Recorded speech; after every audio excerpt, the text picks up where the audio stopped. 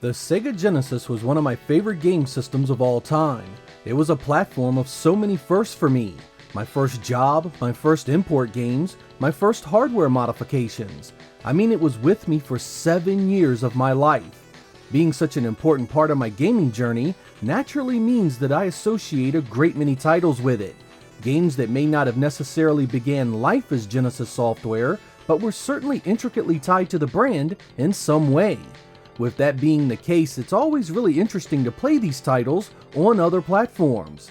Since no two gaming consoles were ever identical, there are always differences in the way things looked, played, and sounded. And that's where I wanted this episode to take us. These are 10 games that I associate with the Mega Drive and Genesis, how they fared on other platforms, and whether they lived up to the expectations. While a few of these would be considered ports, others were built from the ground up and are completely new experiences. I hope you guys enjoy alternatives to well-known Sega Genesis games.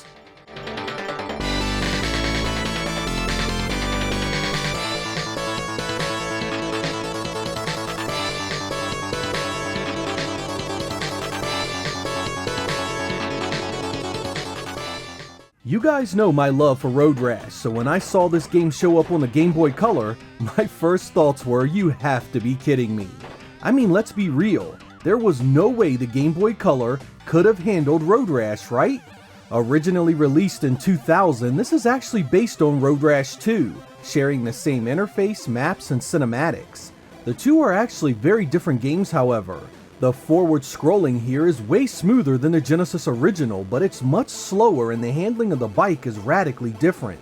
Combat is much less effective here, and it's super easy to be wrecked and arrested, making it difficult as hell at times. The content is solid for what it's worth. You get 3 weapons, 5 tracks, 8 bikes, and there is a password system in place to resume your game. While it has nothing on the 16-bit versions that had been released prior, this is still an interesting portable game that had its own unique look and feel. I'm really torn on recommending it, however.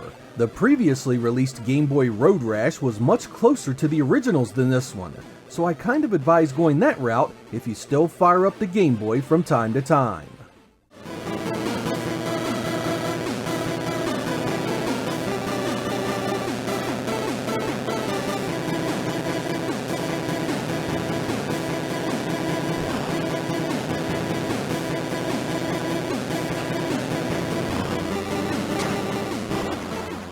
I took to Electronic Arts' Desert Strike on the Genesis right away. There was kind of an open world element to it where you had a set amount of missions and you had to navigate the landscape looking for weapons and fuel.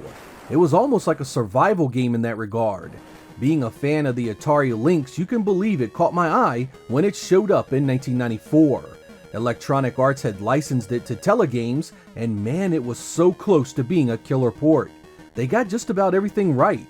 You get dropped into an area and you have the same setup of taking down bad guys, rescuing stranded soldiers, and procuring weapons and fuel on site. But man, did the screen of the Lynx pummel your eyes. Everything was so small that seeing enemy fire was really difficult. Some of the more aggressive enemies were pounding you with damage before you could even see where it was coming from. You really have to slow down your pace, circle your attack areas for the best approach, and really be aggressive. Give this one a chance if you have the unit, but show it a lot of patience. Otherwise, it's gonna frustrate the hell out of you. There's a load of ways to play this one outside of the Lynx here. It was on the Game Boy, Game Gear, Super Nintendo, and Amiga as well.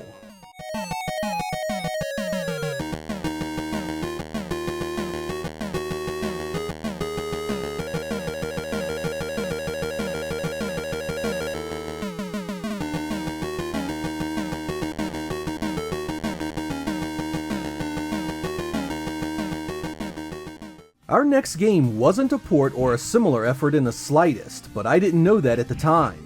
When I first played Batman for the PC Engine, I was fully expecting something similar to what had been in the other 16-bit Sunsoft title. Man, was I wrong. I'm not sure if the developers at Sunsoft shat this one out in a few months or what, but it almost seems they didn't even try to give us a coherent game that made sense here. Batman swoops down, collects some items, and goes on to the next area. Respawning enemies walk around to get in your way, but don't really do much. You've heard of walking simulators before, but this one here is more a cleaning simulator. No joke, there are literally levels where you must clean graffiti off of pictures. It has a bit of appeal thanks to the nice soundtrack and power-ups, but this game gets extremely boring about a quarter of the way in. The best thing I can say about it is that it has a Bomberman vibe to it, but without the robust multiplayer, it just falls way short of that description. Play it to see one of the strangest Batman games ever, but it's not likely to hook you beyond that mere curiosity. For a better companion to the Genesis original, look for Sunsoft's NES version. It's challenging and plays like a dream.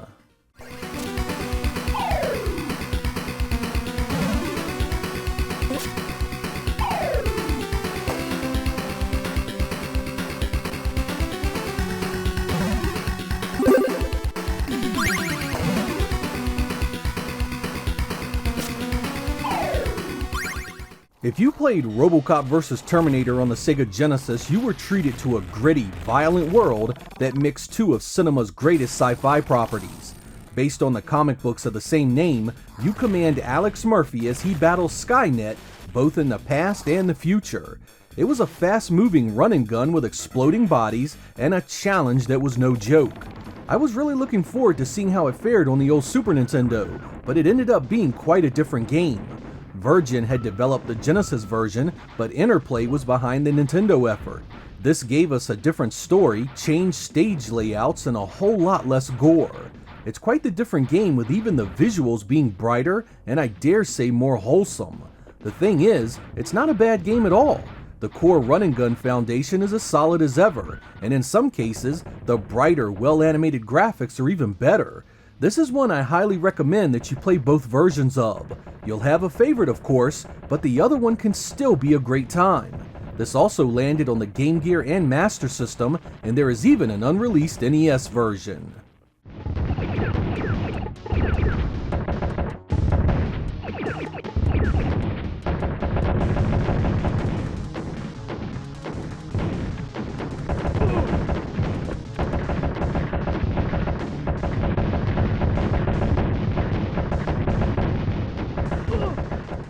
One of the most iconic games on the Genesis was 1993's Aladdin by Virgin Games. It had a great combination of bright visuals, killer animation, and stage design that really tests your skills and makes it feel different from the other Disney titles. It sold like crazy and gaming magazines hailed it as one of the better games of that year. But it was Capcom that handled the Super Nintendo release that year, in what was a completely different game. A lot of my Sega-loving brethren smugly claim the victory when it comes to these two properties, but honestly, the Super Nintendo rendition is nothing to dismiss. It does a great many things right. Tight controls, solid graphics, and a soundtrack that is actually quite good. While there are some similarities between the two, this one feels different in pretty much every way. The speed and flow of the jump is different, the animation is different, the stage design is radically different. You definitely won't be getting the two mixed up. The end result are two games I appreciate for very different reasons. On the Genesis, it opened up into a sprawling adventure with some great stage design and a robust set of attacks for not just you, but your enemies as well. The alternative here falls back on tried and true level and gameplay that doesn't quite live up to the Sega version, but stands solidly on its own.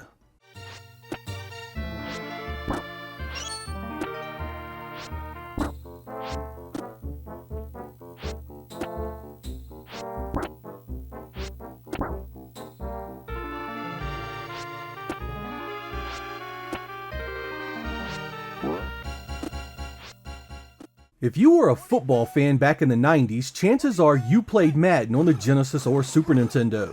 There were a ton of them from 1990 forward, and they were among the most popular games for the sport.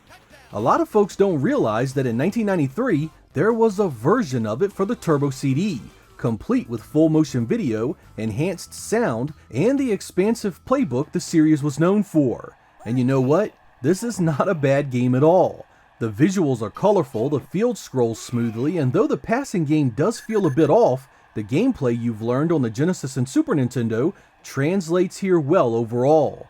The added bells and whistles, thanks to the CD format, comes in as some pretty obtrusive video sequences that honestly get tiring after a while. It does not carry an official NFL license, so seeing these drab, lifeless players that don't match your team is utterly a waste of time. It also suffers from what many of the early Madden suffered from, a lack of a robust season mode and options. I mean, you can play as classically powerful teams, but without the license, who really cares? Still, the gameplay holds up well overall, and it's cool to see Madden's first real foray into the wonderful world of CD-based entertainment. Third-party titles like these weren't a dime a dozen on the Turbo CD, so this one is a bit special. For more Madden goodness that was hidden away on an obscured platform, check out the 3DO version.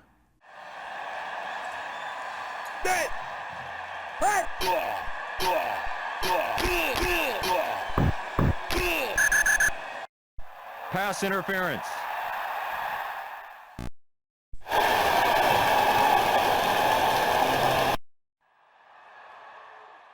When the Genesis first hit the North American market, it wasn't reviewed very well.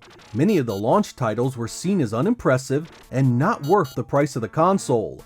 In those early times, it was actually Ghouls and Ghosts that gave the platform a much needed boost in respect. It was a great arcade port done by Sega themselves on license from Capcom. With all the build up for the super graphics, I had been very much looking forward to that version as well. The most exciting part was the fact that the newer version was to really show off the power of NEC's upgraded console, and for the most part, the conversion was really excellent. I mean, it really holds its own against the Mega Drive release in just about every possible way. The graphics are nice, the music holds up, and the gameplay is there as well. It came in at a full 8 megabits, quite a bit larger than the Sega port. Perhaps the best part was that the sprite flicker that could get quite nasty on the Genesis was nowhere to be found here, a big improvement especially towards the end of the game. If I had to pin a complaint to it, it would be the sound effects, which I don't particularly care for.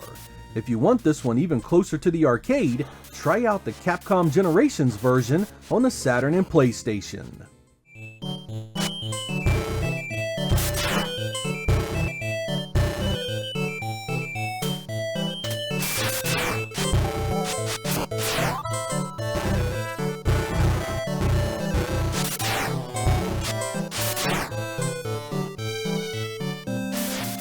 You may not remember it, but Steel Empire was a horizontal shooter on the Genesis that used a sort of retro-futuristic setting that used blimps, biplanes, and locomotives as weapons of war.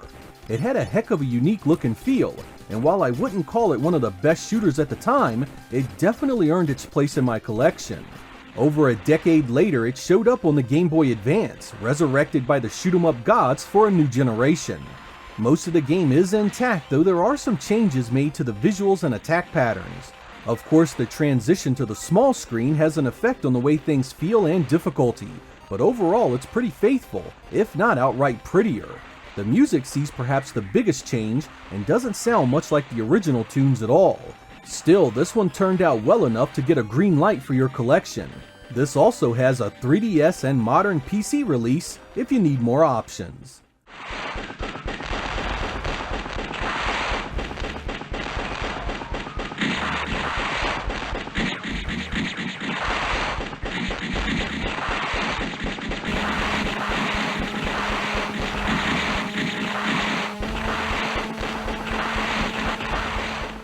Every now and then, you would get a game on the Genesis that just so distinctly felt it belonged on that hardware.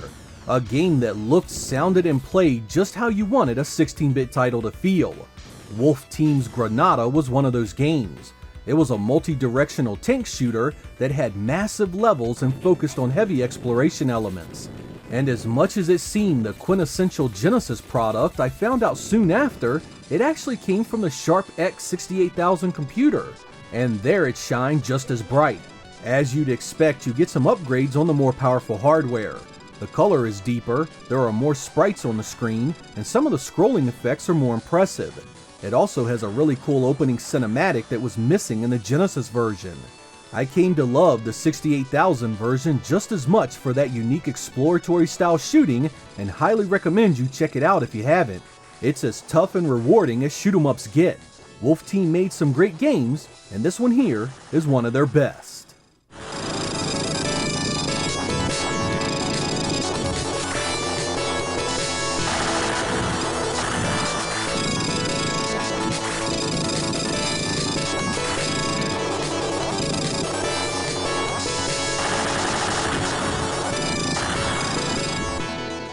I hate to drop two Batman games in the same episode, but honestly this belongs here just as much as that PC Engine version we went over earlier.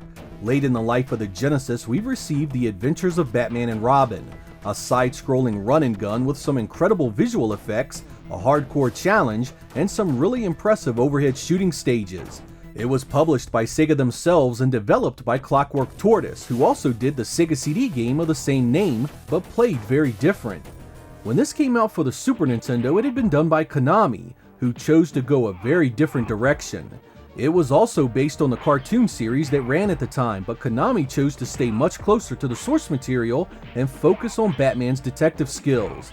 Its much slower, more methodical gameplay was basically the opposite of what we had seen on the Genesis full stop. There you are dropped into what amounts to a shoot 'em up and must run for your life.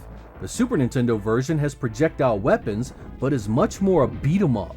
It even has a number of exploration-based stages and numerous story cinematics. The animation is also impressive, though those overhead Batmobile stages are incredibly disappointing considering the Super Nintendo's Mode 7 abilities. Still, it was a completely different experience from Sega's version, and a fine example of why the 16-bit era is still one of my favorite generations ever. Sega had a Game Gear entry as well, giving you 4 distinct versions of this IP for you to explore.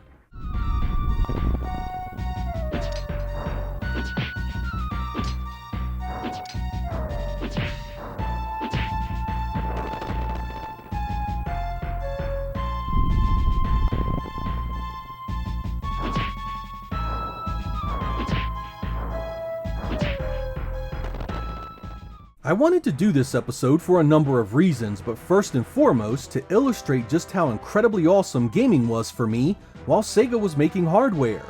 The software they and their third parties put out were some of the best, and in many ways helped spur on the competition to be the best they could be as well. The best part of that is that we often received very different versions of games platform to platform, resulting in what was perhaps the best variety the hobby has ever seen.